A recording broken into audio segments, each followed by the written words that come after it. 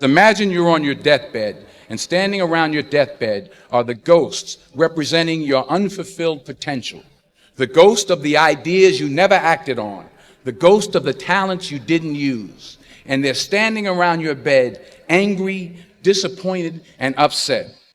So I ask you today, how many ghosts are going to be around your bed when your time comes? Well, as I said, I'm a positive person. I think that you have to take what you're given and do something with it. You know, the easiest thing to do is complain about it and give in to that.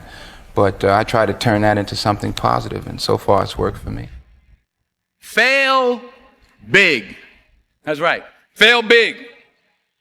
Today's the beginning of the rest of your life, and it can be very frightening. It's a new world out there. It's a mean world out there, and you only live once. So do what you feel passionate about. Take chances. To get something you never had, you have to do something you never did. I found that nothing in life is worthwhile unless you take risks. Nothing. I just can't live my life based upon what other people think about me. So I can't concern myself too much with what other people think. You know, it's just not healthy. The chances you take, the people you love, the faith that you have, that's what's going to define you. Dreams without goals remain dreams, just dreams, and ultimately fuel disappointment. Goals on the road to achievement cannot be achieved without discipline and consistency. There is no passion to be found playing small and settling for a life that's less than the one you're capable of living. Now, I'm sure in your experiences in school and applying to college and picking your major and deciding what you want to do with life, I'm sure people have told you to make sure you have something to fall back on. Make sure you got something to fall back on, honey. But I never understood that concept, having something to fall back on.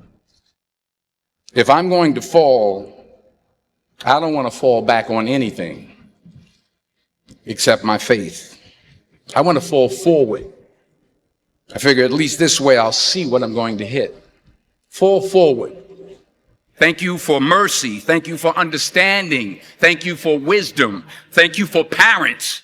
Thank you for love. Thank you for kindness. Thank you for humility. Thank you for peace. Thank you for prosperity. Say thank you in advance for what's already yours. You will fail at some point in your life. Accept it. You will lose. You will embarrass yourself. You will suck at something. There's no doubt about it.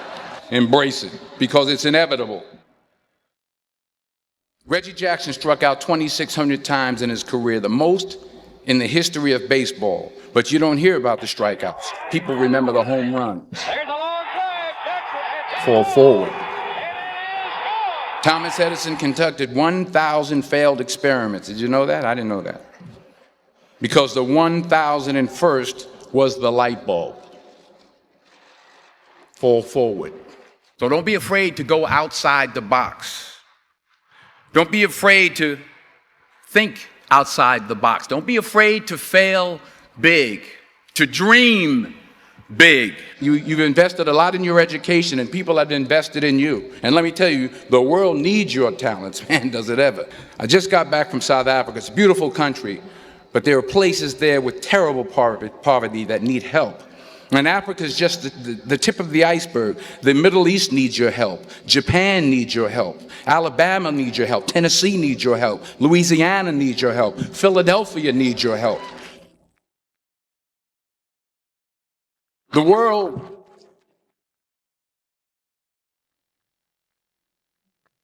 needs a lot, and we need it from you. We really do. We need it from you young people. I mean, I'm not speaking for the rest of us up here, but I know I'm getting a little grayer. We need it from you, the young people, because remember this. So you got to get out there. You got to give it everything you got, whether it's your time, your talent, your prayers, or your treasures. Because remember this, you will never see a U-Haul behind a hearse. What are you going to do with what you have? I'm not talking about how much you have. Some of you are business majors. Some of you are theologians, nurses, sociologists. Some of you have money. Some of you have patience. Some of you have kindness. Some of you have love. Some of you have the gift of long suffering. Whatever it is, whatever your gift is, what are you going to do with what you have? If you don't fail, you're not even trying. I'll say it again. If you don't fail, you're not even trying. My wife told me this great expression. To get something you never had, you have to do something you never did. Because taking risk is not just about going for a job. It's also about knowing what you know and what you don't know. It's about being open to people and to ideas.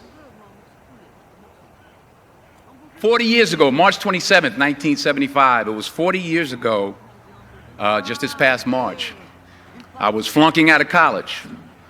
I had a 1.7 grade point average. I hope none of you can relate. I had a 1.7 grade point average. I was sitting in my mother's beauty shop. They still call it beauty shops now? What they call it now? Yeah, I was sitting in the beauty parlor. I was sitting in my mother's beauty parlor, and I'm looking in the mirror, and I see behind me this woman under the dryer. And every time she looked up, every time I looked up, she was looking at me, just looking me in the eye. And I didn't know who she was, and I said, she said, somebody give me a pen, give me a pencil, I have a prophecy. March 27, 1975, she said, boy, you are gonna travel the world and speak to millions of people. Now mind you, I was flunked out of college. I'm thinking about joining the army. I didn't know what I was gonna do, and she's telling me I'm gonna travel the world and speak to millions of people. Well, I have traveled the world, and I have spoke to millions of people. But that's not the most important thing, the success that I had. The most important thing is that what she taught me and what she told me that day has stayed with me since. I've been protected, I've been directed, I've been corrected. I've kept God in my life, and it's kept me humble. I didn't always stick with him, but he always stuck with me. Never be discouraged. Never hold back. Give everything you got. And when you fall throughout life, remember this: fall forward. So never give up. Without commitment, you'll never start. But more importantly, without consistency, you'll never finish. You have to work at it every day. You have to plan every day. You've heard the saying, we don't plan to fail, we fail to plan. Hard work works.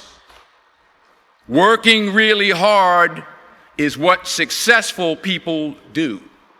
And in this text, tweet, twerk world that you've grown up in, remember, just because you're doing a lot more doesn't mean you're getting a lot more done. Fall down 7 times, get up 8. Don't confuse movement with progress. My mother told me, she said, yeah, because you can run in place all the time and never get anywhere. So continue to strive, continue to have goals, continue to progress. Ease is a greater threat to progress than hardship. And anything you want good, you can have. So claim it. Work hard to get it. When you get it, reach back. Pull someone else up. Each one, teach one.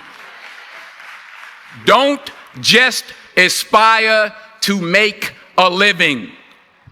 Aspire to make a difference.